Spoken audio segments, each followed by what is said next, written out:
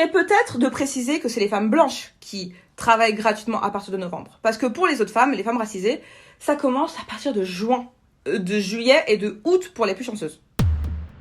En fait, le 4 novembre, ça concerne toutes les femmes, mais pas vraiment. Si vraiment on devait scinder et séparer, en réalité, les femmes noires, elles arrêteraient de travailler beaucoup plus tôt. On peut difficilement estimer en France quand est-ce qu'elles travaillent bénévolement, parce qu'en France, il n'y a juste pas de statistiques ethniques. Par contre, il y a une étude aux États-Unis, par exemple, qui montre que les femmes noires sont moins payées que les hommes blancs. Je crois que c'est 38% de moins et 21% de moins que les femmes blanches. Mais en France, pour faire les parallèles, évidemment, on ne peut pas prendre exactement les mêmes chiffres. On sait que les femmes sont moins payées que les hommes. On sait que les personnes noires sont moins embauchées ou moins payées. Il suffit de faire un mix des deux pour imaginer quelle discrimination peuvent vivre les femmes noires ou racisées. Il n'y a pas de données en France parce que c'est anticonstitutionnel. C'est-à-dire qu'en France, on a vraiment une logique universaliste. Dès qu'il s'agit de parler de race, on va dire pas de ça chez nous. Il n'y a pas de racisme ici. C'est pas en faisant disparaître les chiffres ou les mots qu'on fait disparaître les discriminations. C'est justement en faisant des statistiques ethniques, par exemple, qu'on pourrait mettre le doigt dessus. Une femme noire aujourd'hui qui dit « je sais que je suis discriminée à l'embauche », elle ne pourra pas le prouver. Il n'y a pas de chiffres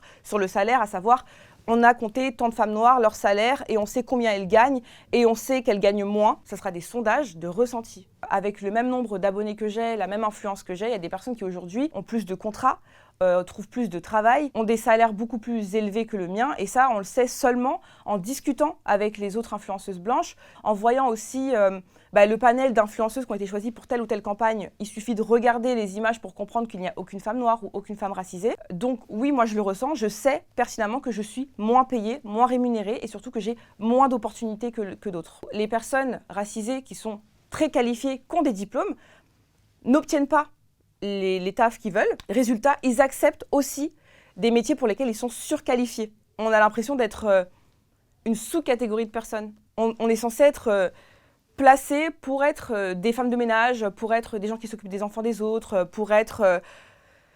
En fait, on est catégorisés comme des pauvres qui n'ont pas forcément de valeur. Et ça, c'est un vrai problème aussi à l'embauche et dans le travail, et même juste dans l'estime de soi, dans la santé mentale, dans la santé physique. C'est le sentiment que nos vies comptent moins que les autres et que donc, on mérite moins d'argent que les autres. Mais du coup, nous, on l'intériorise beaucoup.